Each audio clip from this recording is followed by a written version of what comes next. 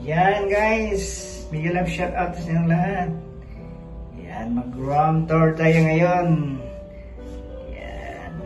Dito na ako sa Sila Hotel. Maliit lang ito na ang kwarto guys. Dito sa Horizon, binigay sa akin sa Uwa Libre. Pagkain. Lahat binigay na sa akin. Yan, yung higaan. O, diba?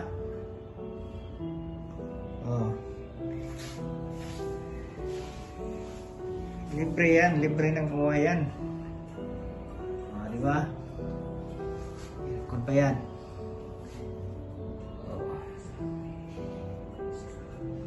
Bait na talaga yung bait kaya nang uwa sa akin yung nag-asikaso ko sa akin kanina doon sa airport.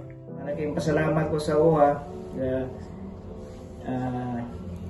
Mamaya may magsundo sa akin dito. Pupunta kami ng Philippine Airlines, mag-book kami ng ticket. Pagkatapos medical na naman ako kasi bagong processing naman sa medical para papuntang Davao kung okay ba yung kalagayan. Kasi iba yung proseso doon sa Saudi. Pagdating dito sa Pinas, iba na naman ang proseso. Maraming salamat sa inyong lahat guys, sa mga prayers. At saka hindi ko makalimutan talaga yung mga nagbigay sa akin ng financial, Olive, yan, RB Weekend, Trekkie Brandy, yan, lala sa iyo, Central List Channel. Yan, maraming salamat sa iyo. God bless na lang. Wala namang ikabayad si Mag-Arno, kundi God bless na lang sa inyo. Panginoon na lang bahala sa inyo na sa kabaitan nyo sa akin. Yan, mag-ingat kayo palagi guys kasi mahirap talaga magkasakit. Kasi naranasan ko ngayon. Dati parang baliwalaan sa akin eh. Ngayon naranasan ko na magkasakit. Mahirap talaga, lalo na kung wala kang pera, wala kang kamag-anak tumulong, mag-isa ka lang sa sarili mo. Yan, laban pa rin si Mag-Arno TV Mix. Yan. Isa din na malaki akong pasalamat sa kanya, walang iba kundi si Emily Mix Vlog, Emily Domingono. Maraming salamat talaga kapatid.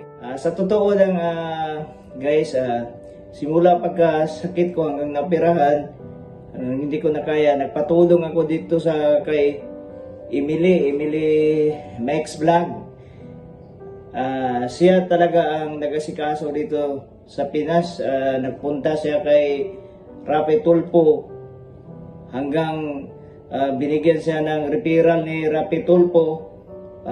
Pumunta siya sa Uwa mismo, doon siya mismo na humingi ng tulong para sa akin na makauwi, mabilis ang pag-uwi ko dito sa Pinas kasi yung company ko doon sa Saudi matigas, kaya nangingi ako ng tulong sa kanya kay Emily na siya maglakad dito sa Pinas. Kasi pagdating niya sa Uwa, tumawag doon ang Uwa sa Pulo Embassy doon sa Riyadh, Saudi Arabia. Yan, naasikaso ko doon. Nagtulong yung Pulo doon sila nag-process naman doon sa Riyadh. Kaya mabilis yung pag-uwi ko. Maraming salamat kapatid sa prayers mo palagi sa akin. Kay Ate Arlinda Biberino, maraming salamat din. Nagbisita sa akin dito kahapon. Maraming salamat kapatid.